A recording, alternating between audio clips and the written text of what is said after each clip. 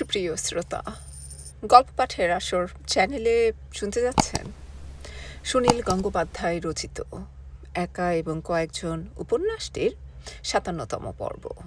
আমি ওয়ারা করিম, সাথে থাকুন। রেনুর একটা নিজস্ব জগৎ আছে। তাদের এত বড় বাড়িটাতে অনেক মানুষজন, কিন্তু অন্য কারোর সঙ্গেই যেন তাকে ঠিক মেলানো যায় না। রেনু সকলের সঙ্গে মিলে মিশে আনন্দ এবং হইচই করতে পারে, আবার এক এক সময়ে সে একদম আলাদা হয়ে যায়। তার সমবয়সী কিংবা বয়সে বড়দের মধ্যেও কেউ কেউ তাকে যেন একটু ভয় পায়, ভয় কিংবা সমীহ। অথচ এর কারণটা কেউ বুঝিয়ে বলতে পারবে না। কেউ কোনো খারাপ কথা ওর সামনে বলে ফেললে রেনু চুপ করে তার মুখের দিকে চেয়ে থাকে।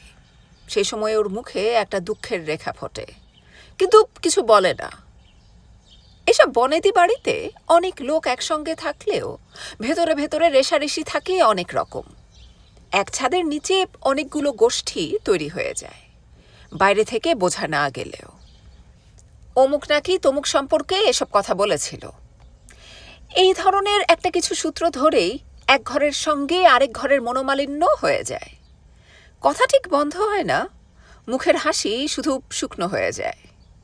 কিছুদিন আগে বাড়ির দারোয়ানের কাছে দুই গিন্নি দুরকম নির্দেশ দেবার উপলক্ষে বিষ্ণুর মা আর রেনুর মায়ের মধ্যে মন কষাকষি হয়ে গেছে। এইসব সময়ে দু ঘরের ছেলে মেয়েদের যাতায়াতও খুব একটা ভালো চোখে দেখা হয় না। বিষ্ণু অবশ্য বিলেত চলে গেছে। বিষ্ণুর মার আর ছেলে পুলে নেই, এবং তার যাবতীয় বাৎসল্য রস ওই ছেলের ওপরেই খরচ হয়ে গেছে। তিনি সাধারণ অল্প বয়সী ছেলে মেয়েদের পছন্দ করেন না। রেনু কিন্তু এসব ভ্রুক্ষেপ করে না। সে যখন তখন কাকিমার ঘরে আসে, কেননা বিষ্ণুর বই কেনার বাতিক ছিল, প্রচুর বই সে রেখে গেছে। রেনু সে বইগুলির সদ্ব্যবহার করে। বিষ্ণুর মা ঠিক আপত্তি করতে গিয়েও মুখ ফুটে কিছু বলতে পারেন না, শুধু বলেন, দেখিস ছেড়ে টেড়ে না যেন, ওর যা বইয়ের ওপর মায়া। রেনু মুচকি হেসে বলে, ন কাকিমা, এই বইটার মলাট কিন্তু ছেড়ে গেছে। তিনি আঁতকে ওঠেন, তাড়াতাড়ি এসে মহামূল্য সম্পদের মতন বইখানা তুলে নেন। সেটার গায়ে হাত বুলিয়ে আদর করতে করতে বলেন, ইস, তুই এটা ছিঁড়ে ফেললি, এত দামি বইখানা। রেনু বলে, এই বইয়ের মলাটটা ছোটদা থাকবার সময়ই ছেড়েছিল, আপনি কিছুই দেখেন না। সত্যি তখন ছেঁড়া ছিল?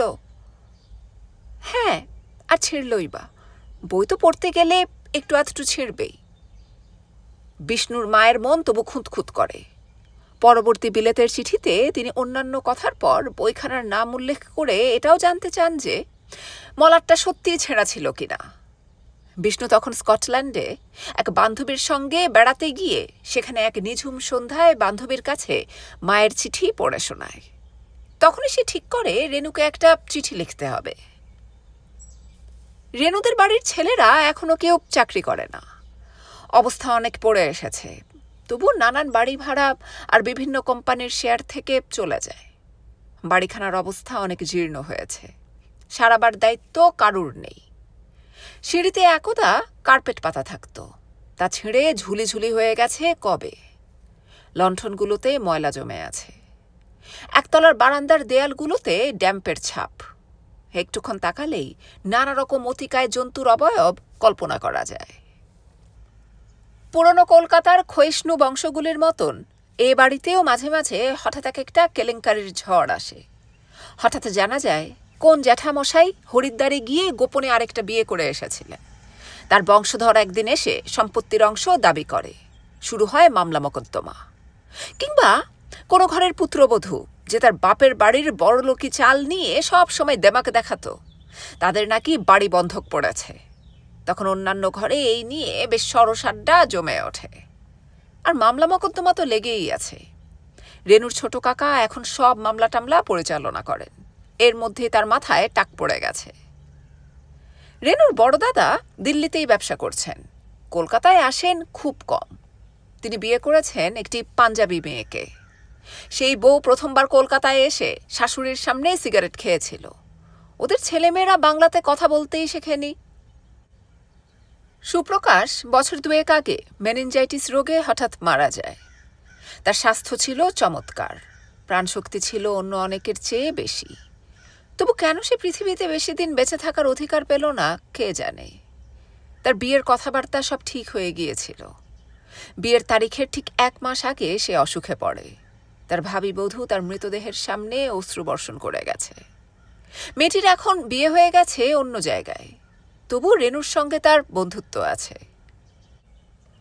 এ বাড়ির ছেলে মেয়েদের তাড়াতাড়ি বিয়ে হয়ে যাওয়াই নিয়ম। বিধবা, স্বামীতে নেয় না এরকম মহিলা এ বাড়িতে আছেন কয়েকজন, কিন্তু 18 বছরের বেশি কোনো কুমারী মেয়ে নেই। রেনু সদ্য 18 বছর পার করেছে। অংশুর বিয়ে হয়ে গেছে, একটি বাচ্চাও হয়েছে।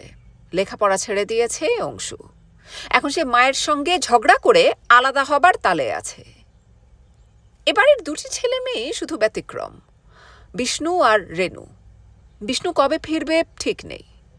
রেনু ছেলেবেলায় আর যাদের সঙ্গে খেলা করত তারা সবাই এখন কিরকম বদলে গেছে। ছেলে মানুষী ভাব কারুর মধ্যে নেই। হয় ভদ্রলোক ভদ্রলোক অথবা গিন্নি গিন্নি ধরন ধারণ। রেনুর মা সরল সাদাসিধে মানুষ, কিন্তু বড্ড অভিমানী। অনেকগুলো শোক দুঃখ পেয়ে মাথাটাও যেন একটু গোলমাল হয়ে গেছে। আগে খুব হাসি খুশি ছিলেন, এখন কথায় কথায় বাড়ির অন্য শরিকদের সঙ্গে ঝগড়া করেন। তিনি যদি ঘুণাক্ষরেও টের পান যে কেউ তাকে সহানুভূতি কিংবা করুণা দেখাতে আসছে, তাহলেই তিনি দপ করে জ্বলে উঠবেন। আর সব কিছুই গেছে, রয়ে গেছে শুধু বনেদি তেজ। রেনুই তার মাকে সামলে রাখবার চেষ্টা করে। এক এক সময় সে তার মাকে ধমকও দেয়, কিন্তু অংশু বা তার স্ত্রীকে কখনো ভুলেও একটা কঠিন কথা বলে না। এবাড়ির পরিবেশ যেন রেনুকে স্পর্শ করে না। সে পড়াশুনো নিয়ে ডুবে থাকে, কলেজে যায়, ঠিক সময় বাড়িতে ফিরে আসে, রেডিওর সঙ্গে গলা মিলিয়ে গান গায়, বাচ্চাদের সঙ্গে হুটোপুটি করে। কিন্তু বাড়ির বড়রা কেউই রেনুর কাছে মনের কথা বলবে না। সবাই অনুভব করে রেনু তাদের কাছ থেকে অনেক দূরে সরে গেছে। রেনু এখনো ঠিক টাকা পয়সার হিসেব বোঝে না। তার কখনো কিছু দরকার হলেই সে বাদলকে হুকুম দেয়। দুর্লভ কোনো বই, ঠিক কালো রঙের পেনের কালি, ন্যাশনাল লাইব্রেরির কার্ড, এসব কিছুই বাদলকে এনে দিতে হয়। রেনু কখনো ভাবে না বাদল কোথা থেকে পয়সা জোগাড় করবে। সে শুধু বোঝে সে যখন তার দাদাদের কাছে কিছু চাইতে পারবে না, তখন বাদল ছাড়া আর কার কাছে যাইবে। বাদল রেনুকে কিছুই বুঝতে দেয় না। ধার করে হোক, যেমন করেই হোক, ঠিক সময় জিনিসটা নিয়ে আসবেই।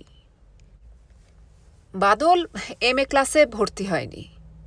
তার বাবা খরচ চালাবার বিষয়ে কি একটা মন্তব্য করেছিলেন, সেই অভিমানে সে আর পড়ল না।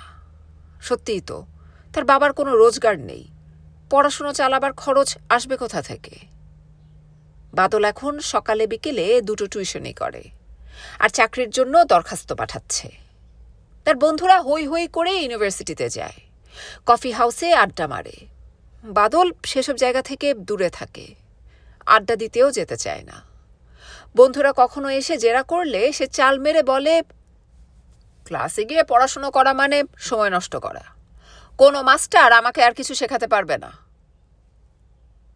গোপনে গোপনে সে অবশ্য তার সাবজেক্টের MA কোর্সের সিলেবাস জোগাড় করে রেখেছে। 3 বছর পরে প্রাইভেটে পরীক্ষা দেওয়া যায়, তখন পরীক্ষা দেবে কিনা সে ভেবে দেখবে। রেনুও বাদলের MA না পড়ার কারণটা ঠিক বুঝতে পারেনি। সে বাদলের জীবনের সব কিছু জানে। বাদল তো তার শুধু বন্ধু বা প্রেমিক নয়, আবাল্য সঙ্গী। তবু আজকাল সবসময় ওর মনের ভাব ধরতে পারে না। বাদল রেনুদের বাড়িতে আসাও বন্ধ করে দিয়েছে। রেনুর মামলাবাজ ছোট কাকা বাদলকে একদিন অপমান করেছিল। বাদল সেদিন রেনুকে ডাকতে আসছিল। সদর দরজার কাছেই ছোট কাকার সঙ্গে দেখা। তিনি বললেন, কি হে বাদল কুমার, কেমন আছো? এক একজন মানুষের সঙ্গে এক একজনের কিছুতেই জমে না। বাদল কোনোদিনই এই ছোট কাকাটিকে পছন্দ করতে পারেনি। দেখা হলেই তিনি নানা রকম কথা বলার চেষ্টা করেন।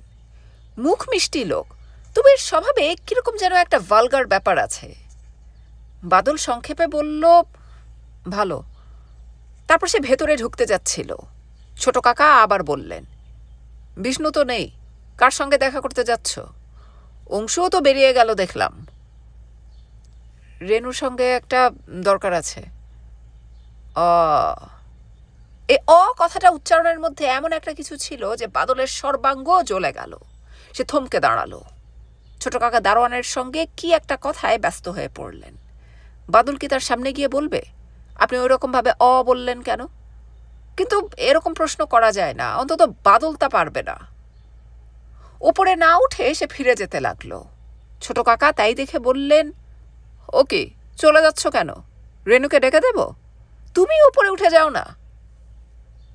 না থাক, দরকার নেই।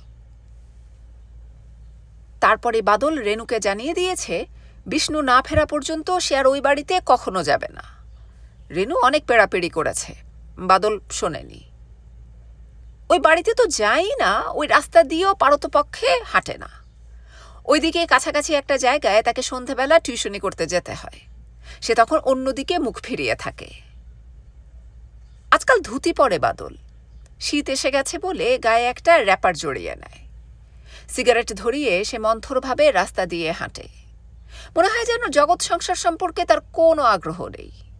এই কলকাতার মানুষের ভিড়ের মধ্যে সে মিশে যাবে, তাকে আর আলাদা করে খুঁজে পাওয়া যাবে না। কবিতা লেখা সে একেবারেই ছেড়ে দিয়েছে।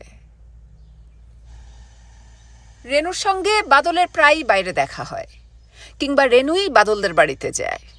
কলেজ থেকে ফেরার সময় সে ওই বাড়ির কাছে বাস থেকে নেমে পড়ে। বাদল বাড়িতে না থাকলেও সে তার মায়ের সঙ্গে গল্প করে কিংবা বাদলের বইপত্র ঘাঁটে। বাদলের পুরনো বিএ ক্লাসের খাতাগুলোর সাদা পাতায় ছবি আঁকে সে। কবিতার খাতাটা খুঁজে পায় না। এ বাড়িটা এখন ভীষণভাবে ফাঁকা লাগে। সারি সারি ঘর তালাবন্ধ পড়ে আছে। চিররঞ্জন হঠাৎ খুব বুড়ো হয়ে পড়েছেন। হিমানির সূচিবায়ু হয়েছে।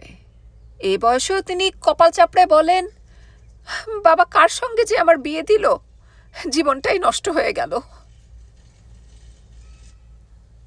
বাদলের জন্য অনেকক্ষণ অপেক্ষা করার পর রেনু ফিরে যাচ্ছে। এমন সময় মোড়ের কাছে বাদলের সঙ্গে দেখা। বাদল দুটি ছেলের সঙ্গে খুব তর্কে মত্ত ছিল। রেনু একটু দূরে দাঁড়ালো। 4 পয়সার চিনে বাদাম কিনল সময় কাটাবার জন্য। একটু বাদে বাদল এসে বলল, খিরে, কখন এসেছিলি? অনেকক্ষণ। আজ কলেজে যাসনি? হ্যাঁ, কেন যাব না? দুপুরবেলা তোদের কলেজের সামনে দাঁড়িয়েছিলাম। আজ দুপুরে তো আমার বেরোবার কথা ছিল না। তবু দাঁড়িয়েছিলাম, যদি দেখা হয়। বাহ, আমি তোমার বাড়িতে এসে বসে আছি আর তুমি এমনি এমনি রাস্তায় ঘুরে বেড়াচ্ছ। বাদল রেনুর কাছ থেকে বাদাম নিয়ে ভাবতে থাকে, একটু অন্যমনস্ক হয়ে যায়। তারপর আবার চোখ তুলে জিজ্ঞেস করে, আজ সকালে তুই কি করছিলি? কেন? এই ধর 8:30 থেকে 10টা পর্যন্ত। তোর সঙ্গে আমার তখন ভীষণ দরকারি একটা কথা বলার ছিল, তখনই দেখা করা দরকার, কিন্তু কি করে করব? বাহ, আমাদের বাড়িতে গেলেই হতো। না, আমি তখন মনে মনে দারুণভাবে তোর কাছে ডাক পাঠাতে লাগলাম, রেডিও ট্রান্সমিশনের মতন। আমি ভেবেছিলাম সেই ডাক শুনে তোকে চলে আসতেই হবে। তুই শুনতে পাসনি? রেনু বলল, না। তোমার কি হয়েছে বলো তো? কদিন ধরে কিরকম যেন মন খারাপ দেখছি। রেনু, তোর কাছে আমি একটা জিনিস চাই। কাল দুপুরে 3টের সময় আমাদের বাড়িতে আসবি। তখন মা বাবা বাড়িতে থাকবেন না। রেনু একটু চুপ করে থেকে বলল, আচ্ছা, আসবো। হিমানির বাবা মা এবং দাদারা এসে আশ্রয় নিয়েছেন বেলেঘাটায়। হিমানির বাবার বয়স হয়েছে অনেক, তবু বেশ শক্ত সমর্থ ছিলেন এতদিন। হঠাৎ তার শ্বাসকষ্ট দেখা দিয়েছে। মাসখানেক ধরে শয্যাশায়ী। প্রত্যেক দিনই মনে হয় শেষ মুহূর্ত ঘনিয়ে এলো বুঝি। কিন্তু বৃদ্ধের প্রাণশক্তি প্রচণ্ড। হিমানি প্রায় রোজই বাবাকে দেখতে যান। 2 দিন ধরে বেশি বাড়াবাড়ি হয়েছে বলে সেদিন সকালেই চলে গেলেন স্বামীকে নিয়ে। বাদল কিছুতেই গেল না। সে আগে কয়েকদিন গেছে, কিন্তু অসুখের বাড়িতে তার কিছুই করার থাকে না। ও বাড়িতে বইপত্রও বেশি নেই। তার সময় কাটানোই একটা সমস্যা হয়। ছোটবেলায় দাদামশাই বাদলকে কত ভালোবাসতেন। তাকে নিয়ে বেড়াতে বেরুতেন রোজ। সেই যুদ্ধের সময়, যখন বাদলরা সবাই পূর্ব বাংলায় মামা বাড়িতে চলে গিয়েছিল। গ্রামের সেই বাড়িও নেই। মানুষগুলো কেমন যেন বদলে গেছে। মামা মামিদের সঙ্গে বাদল কিছুতেই ভাব জমাতে পারল না। সে একেই তো একটু মুখচোরা লাজুক। তাছাড়া বাদল যে জগৎ নিয়ে চিন্তা করে সে জগৎ সম্পর্কে এদের কারুর মাথা ব্যথা নেই। এই দোর্দণ্ড প্রতাপ দাদামশাই সম্পর্কে বাদলের আগে একটা বিরাট ধারণা ছিল। এখন কলেজে পড়া মন নিয়ে বাদল দেখতে পায় দাদামশাইয়ের ব্যক্তিত্ব ও পাণ্ডিত্য তাকে অনেক সংস্কার থেকে মুক্ত করতে পারেনি। বাদল দাদামশাইকে অসুখের সময় দেখতে এসেছে। তিনি এখন মানুষ চিনতে পারেন না। ও বাড়িতে কাজের লোকের অভাব নেই, তাহলে বাদল শুধু শুধু গিয়ে কি করবে? খালি ভিড় বাড়ানো। তবু হিমানি বলেন তার দাদা বৌদিরা নাকি রোজই জিজ্ঞেস করেন, বাদল এলো না কেন, এলো না কেন? শুনেই বাদলের রাগ ধরে যায়। বাঙালদের সব ব্যাপারেই বাড়াবাড়ি, কোনো কাজ নেই, তবু মুখ দেখাবার জন্য যেতে হবে।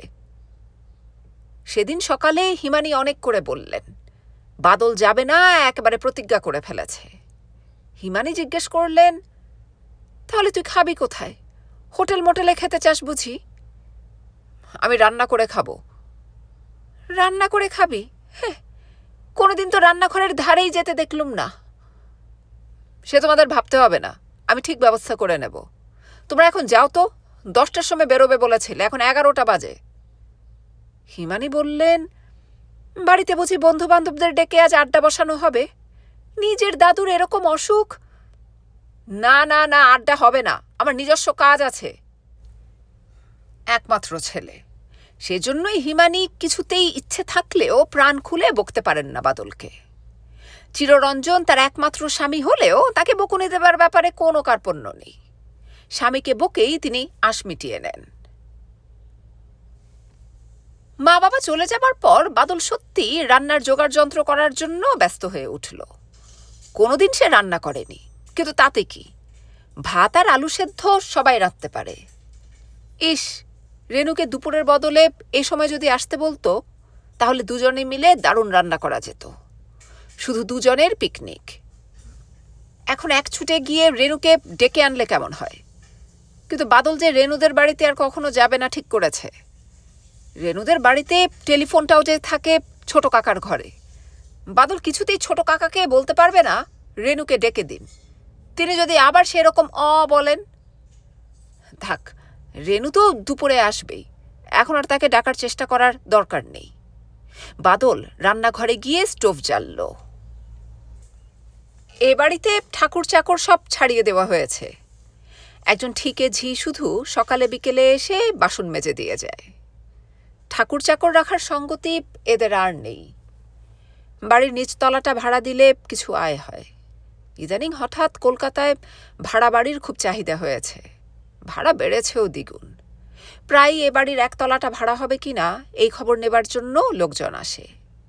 একতলাটা একদম খালি, কেউ ব্যবহার করে না। তবু চিররঞ্জন ভরসা করে ভাড়া দিতে পারছেন না। সূর্যকে জিজ্ঞেস না করে ভাড়া দেবেন কি করে? সূর্যর তো পাত্তাই নেই। বাদল স্টোভের উপর হাঁড়ি চাপিয়ে তাতে জল আর চাল ঢেলে দিল। তারপর সামনে বই খুলে বসল। কিন্তু বই পড়ায় মন বসবে কি করে? প্রতি মিনিটে একবার হাঁড়ির ঢাকনা খুলে দেখছে। ভাত তৈরি হতে এতক্ষণ সময় লাগে। টকবক করে ফুটে উঠলে তখন ঢাকনা খুলে দিতে হয় এবং হাতায় করে খানিকটা তুলে টিপে দেখতে হয় সেদ্ধ হয়েছে কিনা। এইটুকু বাদল জানে। এক সময় টকবক করল এবং ভাত টিপেও দেখা হলো, সব ঠিক আছে। বাদল ফ্যান গেলে ফেলল হাত না পুড়িয়ে, তবে চালের আন্দাজ ঠিক করতে পারেনি। যা ভাত রান্না হয়েছে তাতে অন্তত 4 জন লোক পেট ভরে খেতে পারে। প্রথমেই আলুগুলো ছেড়ে দেবার ফলে সেগুলো গলে একেবারে নিশ্চিহ্ন হয়ে গেছে। যাই হোক, তবু এতখানি সার্থকতায় সে বেশ উদ্বুদ্ধ হয়ে উঠল। তাহলে এবার একটা কিছু ভেজে ফেললেই বা কেমন হয়?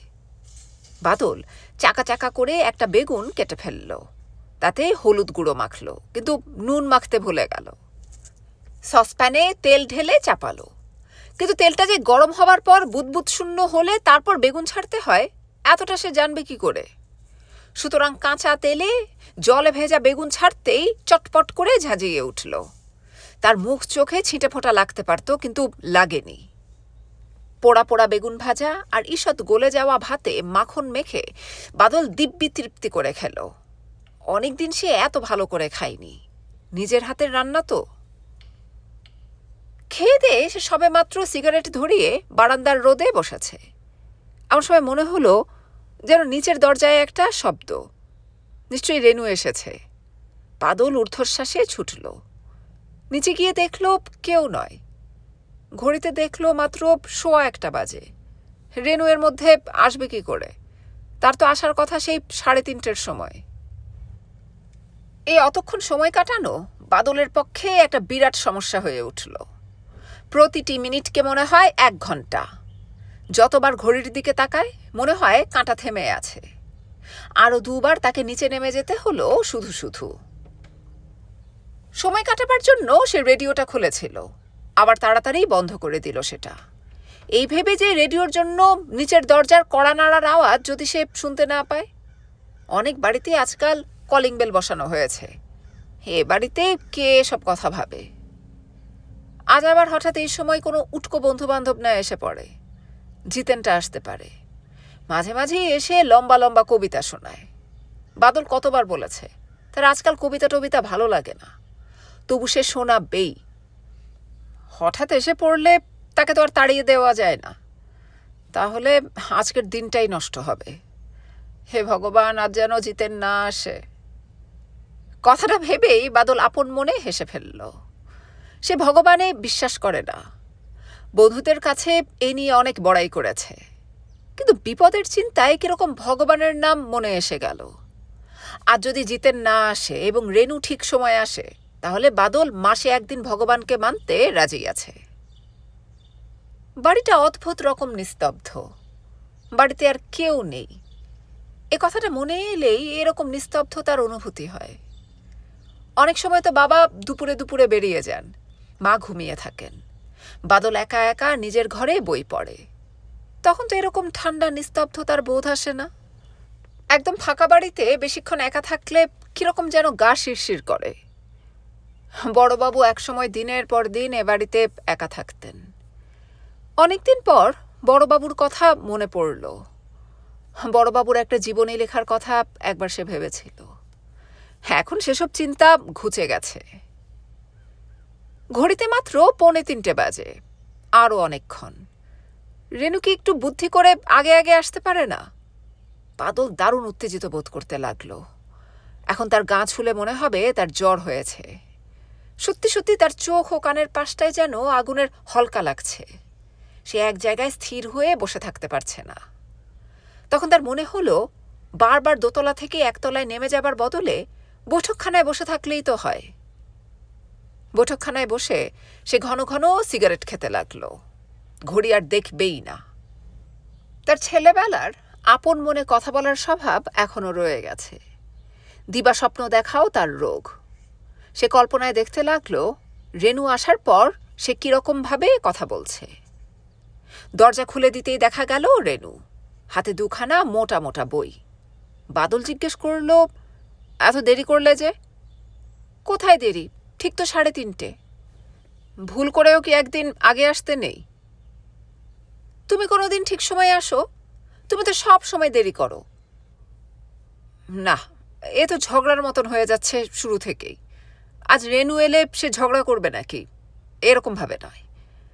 রেনুর হাতে 2খানা মোটা মোটা বই। বাদল জানে আজ কলেজ বন্ধ। বাদল জিজ্ঞেস করল, কি বই দেখি, আমার জন্য এনেছ? এই বই তোমার পড়া, লাইব্রেরির বই। মাকে বললাম সাহিত্য পরিষদ লাইব্রেরিতে যাচ্ছি। আজকাল বাড়ি থেকে বেরোবার সময় কিছু বলে বেরোতে হয় বুঝি? বাহ, এই দুপুর রোদে বেরোলে মা জিজ্ঞেস করবে না? তাও তো মা আসতে দিচ্ছিল না। এত রোদে বেরুলে রং কালো হয়ে যায়। এই কথা বলে রেনু হাসল। তার উত্তরে বাদল দুম করে বলল, জানো, আজ আমি নিজে রান্না করে খেয়েছি। সত্যি? যা মিথ্যুক। বিশ্বাস করো, মারা তো 10টার সময় বেরিয়ে গেছেন। হোটেলে না খেয়ে আমি নিজেই রান্না করে খেলাম। কি কি রাঁধলে? ধুত, রেনু আসতে না আসতেই সে রান্নার কথা বলবে নাকি? ভারী একটা কৃতিত্বের ব্যাপার যেন। এটা বড্ড বোকা বোকা হচ্ছে। রেনু যদি জিজ্ঞেস করে তাহলে বলা যেতে পারে। দরজার সামনে রেনু, হাতে বই নেই। রেনু বলল, আমার দেরি হয়ে গেছে বুঝি? বাদল বলল, ভীষণ ভীষণ দেরি করেছ, আমি ভাবছিলাম তুমি আসবেই না। সত্যিই বোধহয় আসতে পারতাম না। সেজ কাকিমা 4টে সিনেমার টিকিট কেটেছিলেন, তার মধ্যে বেবি মাসিমার মাথা ধরেছে বলে যেতে পারবেন না। তাই সেজ কাকিমা বললেন আমাকে যেতে। আমি দেখলাম দারুণ বিপদ। আমি তো মাথা ধরার কথা বলতে পারি না, কারণ একটু বাদেই বেরুবো। বললুম ছবিটা আমার দেখা, তাও শোনে না। একবার দেখলে কি দুবার দেখা যায় না? কবে আমি দেখলাম? এই সব তোমার জন্য আমাকে মিথ্যে কথা বলতে হলো। আমার জন্য না হয় একদিন বললি। আমি মিথ্যে কথা বলি না, সবাই জানে আমার কিরকম অস্বস্তি হয়। একদিন বললে কিছু ক্ষতি হয় না। তুই আজ না এলে আমি আজ ভীষণ রেগে যেতাম। আমি তোমার রাগকে বড্ড ভয় পাই। হঠাৎ আজ ডেকেছ কেন? আজ অনেকক্ষণ ধরে গল্প করব। কতদিন তো ভালো করে গল্প করা হয়নি। তাছাড়া আমার কয়েকটা দরকারি কথা আছে। মাসিমা নেই বাড়িতে? না, ওরা 7টা-8টার আগে ফিরবে না। কাছাকাছি আর কেউ না থাকলে বেশ একটা, বুঝলি না, বেশ সহজভাবে কথা বলা যায়। হঠাৎ এরকম গল্প করার ইচ্ছে হলো যে? আজকাল তুমি সবসময় কিরকম গম্ভীর গম্ভীর হয়ে থাকো। রেনু, আমার খুব মন খারাপ যাচ্ছে। কেন? সে কথাই তো বলবো বলে তোকে ডেকেছি। তোকে ছাড়া তো আর কারুকে বলতে পারি না। আমি তোমার মন ভালো করে দিতে পারি? শুধু তুই পারিস। তুই আমার চোখের দিকে তাকাবি, ম্যাজিশিয়ানের মতন ওই হাত তুলে। তুমি এরকম একটা কবিতা লিখেছিলে না? চল আমরা উপরে গিয়ে বসি। চা খাবি? আমি চা তৈরি করে দিতে পারি। না, চাটা খাবো না। তুমি আজকাল কবিতা টবিতা লেখো না কেন? কি হবে লিখে? তাছাড়া তুইও তো আমার কবিতা লেখার প্রেরণা দিচ্ছিস না। আমি আবার কি করে প্রেরণা দেব? ধ্যাত, আমি তোর কাছাকাছি থাকতে চাই। আমার তো এখন আর কোনো বন্ধু নেই। দরজায় এবার সত্যিই শব্দ হলো। বাদল তড়াক করে লাফিয়ে এসে দরজা খুলে দেখল এবার সত্যিই রেনু। হাতে একখানা মাত্র বই, মোটা নয়, সরু। বাদল কোনো কথাই বলল না। রেনু ভেতরে ঢুকে বলল, এরকম অন্ধকার করে বসে আছো কেন? বাদল সে কথার কোনো উত্তর দিল না। সে কোনো কিছু চিন্তাও করল না। দরজাটা বন্ধ করে রেনুকে জড়িয়ে ধরল। রেনু নিজেকে ছাড়িয়ে নিয়ে বলল, এ কি? একটু সরে গিয়ে রেনু দুঃখ ও অভিমান মিশ্রিত গলায় বলল, তুমি আমাকে এই জন্যে ডেকেছিলে? বাদল অপরাধীর মতন দাঁড়িয়ে আছে। বিশ্ব সংসারের বিনিময়েও সে শপথ করে বলতে পারে যে 1 মিনিট আগেও সে এরকম কোনো কথা ভাবেনি। রেনুকে দেখার পরের মুহূর্তেই যে কি ঘটে গেল। কিন্তু অপরাধ বোধ থেকে ক্ষমা চাইবার বদলে তার মেজাজ হঠাৎ চড়ে গেল। সে ভাবল, আমি কি দোষ করেছি? রেনু তো আমার নিজস্ব, তাকে নিয়ে আমি যা খুশি করতে পারি। মনোবল সুদৃঢ় করার জন্য সে ফস করে একটা সিগারেট ধরালো। বেশ কায়দা করে ধোঁয়া ছেড়ে সে বলল, কি হয়েছে কি? তুমি জানো আমি এসব পছন্দ করি না। আমার যা খুশি আমি তাই করব। না। দুজনে মুখোমুখি দাঁড়িয়ে, দৃষ্টি স্থির নিবদ্ধ। মনে হয় এক্ষুনি ওরা খুব ঝগড়া করবে। তখন বাদলের মনে পড়ল রেনু আসবার আগে কত কি কল্পনা করেছিল সে। বাদল হেসে ফেলে বলল, রেনু তুই এরকম কেন রে? রেনু খুব গম্ভীরভাবে বলল, আমি তো এইরকমই। তুমি খুব সিগারেট খেতে শুরু করেছ আজকাল, আমার মোটেই ভালো লাগে না। বাদল রেনুকে আরও রাগাবার জন্য সিগারেট শুদ্ধ হাতটা বাড়িয়ে দিয়ে বলল, তুই একটু খাবি? একবার টেনে দেখ না। রেনু বাদলের হাতটা ঠেলে সরিয়ে দিল।